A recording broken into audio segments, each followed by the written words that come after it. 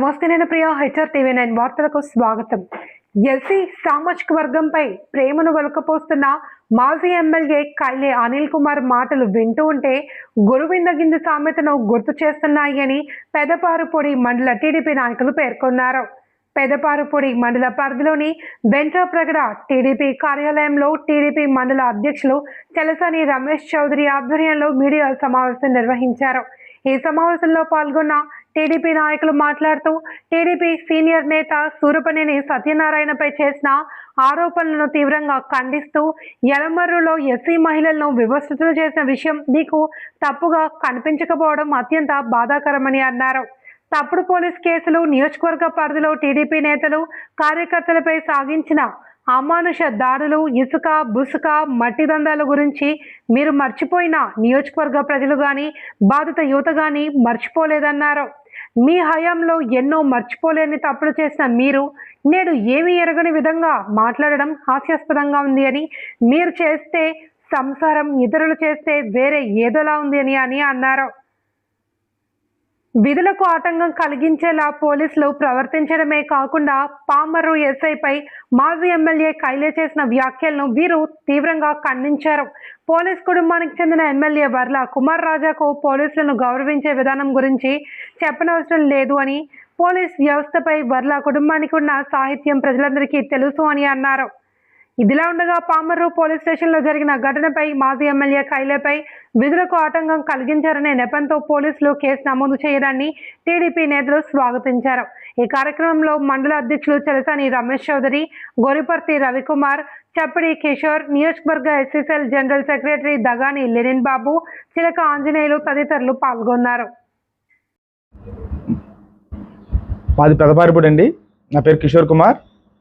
ఇప్పుడు కైలా అనిల్ గారు వచ్చేసి నిన్న పామర్ పోలీస్ స్టేషన్లో యలమర్ వ్యక్తి మీద వచ్చి రౌడీ షీట్ ఓపెన్ చేశారు. అన్యాయంగా రౌడీ షీట్లు ఓపెన్ చేస్తున్నారు, అన్యాయంగా కేసులు పెడుతున్నారని చెప్పేసి పోలీస్ స్టేషన్ ముట్టడి చేశారు. ఈ ముట్టడి చేసేటప్పుడు నేను కొన్ని విషయాలు మీకు చెప్పదలుచుకున్నాను ఈ మీడియా ముందు. నేను వచ్చేసి ఎంబీఏ చదువుకున్నా సార్. నేను ఎంబీఏ చదువుకుని శ్రీరామ్లో మేనేజర్గా చేసి దట్టు తర్వాత నేను బిజినెస్ పర్పస్గా వచ్చినప్పుడు కల్పన గారితో నేను కోఆర్డినేషన్ అయ్యాను. ఏ రోజు కూడా నేను వచ్చేసి రాజకీయాలు చేయలేదు. ఇదిగో నేను ఈ చూడండి, ఫస్ట్ ఆఫ్ ఆల్ వచ్చేసి నా ఎంబీఏ సర్టిఫికేట్ ఇది. ఆంధ్ర యూనివర్సిటీలో కేజీఆర్ కాలేజీలో చదివాను నేను. ఎంబీఏ చదువుకున్న కుర్రోడు మీద 2014లో వచ్చేసి మా మీద ఫస్ట్ కేసు రిజిస్టర్ చేశారు వచ్చి. అంటే ఆ రోజు మా నాన్నగారు చనిపోయి ఉన్నారు, ఏడుపుమొత్తులో ఉన్నాం. అసలు బొలవరపు శరాబందీ అతను నేను వచ్చి ఎదురుబెదురు అనుకోలేదు, అసలు మాట అనుకోలేదు కూడా. అసలు ఎదురుబెదురు కానీ ఏమనుకున్నాం ఏంటని మేము ఎదురుబెదురు కూడా అనుకోలేదు. అసలు గొడవ పడకుండానే మా నాన్నగారిని ఖననం చేసి వచ్చి ఇంటికాడ భోజనాలు అవి చేస్తూ ఉన్నాం. ఈలోపు పోలీసులు వచ్చారు. ఏంటంటే వచ్చారంటే, మీరు శరాబందిని పొడి చేస్తాను, చంపేస్తాను అన్నారంట. అందుకే మీ మీద కేసు పెట్టాడు. శరాబంద్ వచ్చి మీరు స్టేషన్కి రావాలంటే నేను రాను, మా నాన్నగారు చనిపోయి ఏడుపులో ఇప్పుడు ఇవాళ కేసు ఏంటని చెప్పేసి అడిగినా వాళ్ళు ఇచ్చేయలేదు.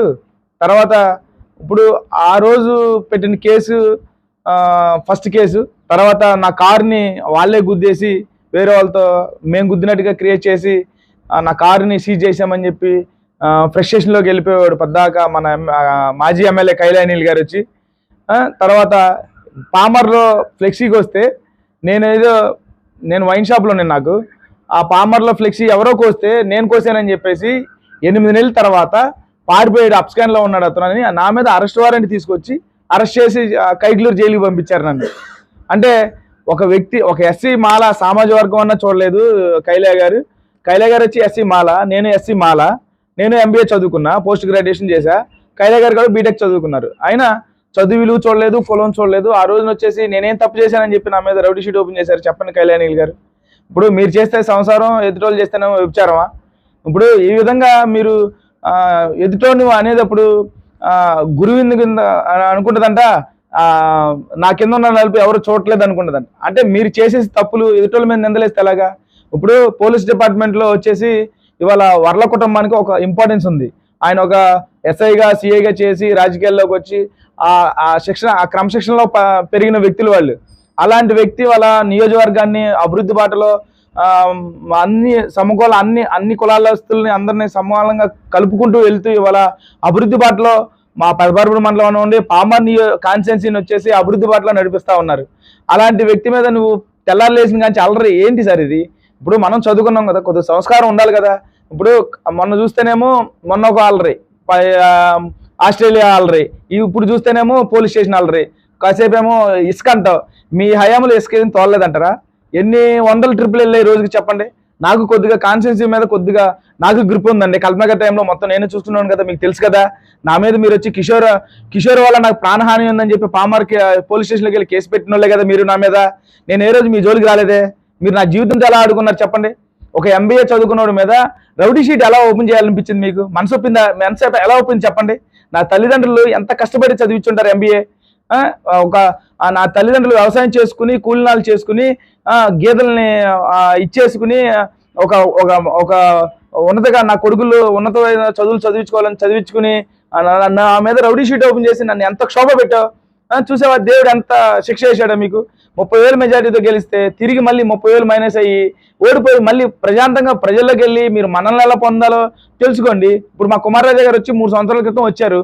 వచ్చి దాన్ని సామాజిక న్యాయం ప్రకారం వచ్చి నియోజకవర్గంలో తిరిగి ఎక్కడ కష్టం ఉంటే అక్కడ, ఏ లోపం ఉంటే అక్కడ దాన్ని క్యాచ్ చేసుకుని వచ్చేసి ఏ విధంగా చేస్తే జనాల్లోకి వెళ్తుంది, ఏ విధంగా మనం చేసే పనిని ఏ విధంగా తీసుకెళ్తే జనాలు నమ్ముతారు అనుకున్నాడు. ఆయన ఒక హోప్ పెట్టుకున్నాడు. జనాల్లోకి వెళ్ళి ప్రతి ఒక్క కార్యకర్తను కలిశాడు, ప్రతి రైతుని కలిశాడు, ప్రతి ఒక్క నాయకుని కలిశాడు, అందరిని కలుపుకున్నాడు. ఆయనకు ఒక నమ్మకం క్రియేట్ చేసుకుని వచ్చి ఇవాళ 30,000 మెజారిటీతో వచ్చి ఆ సీట్లో వచ్చేసి కూర్చున్నారు. ఆ విధంగా ఉండాలి కానీ మీరు ఎంతసేపు అల్లరి. ఈరోజు ఈ ప్రెస్ మీట్ యొక్క ముఖ్య ఉద్దేశం, నిన్న మన పామర్ కాన్స్టిట్యున్సీ మాజీ ఎమ్మెల్యే కైలే అనిల్ కుమార్ గారు నిన్న పామర్లో ప్రెస్ మీట్ పెట్టి పోలీస్ స్టేషన్ ముందు మా వెంట్రపడ గ్రామంలో పేకాట్ల గురించి, పేకాట్లు ఇక్కడ ఏదో ఆర్గనైజ్ చేస్తున్నారని అసత్య ఆరోపణలు చేయటం అనేది ఆయన స్థాయికి తగదు. గ్రామాల్లో రైతువారీగా పనులు అయిపోయిన తర్వాత కాలక్షేపానికి ఆడుకునే ఆట అది ఎప్పటి నుంచో జరుగుతూనే ఉంది. ఆర్గనైజ్ చేసే పేకాట అంటే గత 5 సంవత్సరాల్లో మీ గవర్నమెంట్లో మీ పార్టీ వ్యక్తులు మా గ్రామంలో నడిపారు మీ సహకారంతో. ఆ పేకాట అలా ప్రొఫెషనల్గా నడుపుతుంటే పేకాట మీద రైడ్కి వచ్చిన ఒక ASIని దాడి చేసిన సంఘటన ఇదే గ్రామంలో జరిగింది. ఇప్పటికీ ఆ కేసు ఇంకా పెదపారిపూడి ఎలక్ట్రికల్ మీడియాకి, ప్రింట్ మీడియాకి, మరి కూటమి నాయకులందరికీ ధన్యవాదాలు తెలియజేసుకుంటూ, నిన్న వైసీపీ ప్రతిపక్ష నేత, అది మాజీ శాసనసభ్యులు కైలే అనిల్ కుమార్ గారు నిన్న పామర్ పోలీస్ స్టేషన్కి కొంతమంది రౌడీ మోకలను తీసుకుని వెళ్ళడం జరిగింది.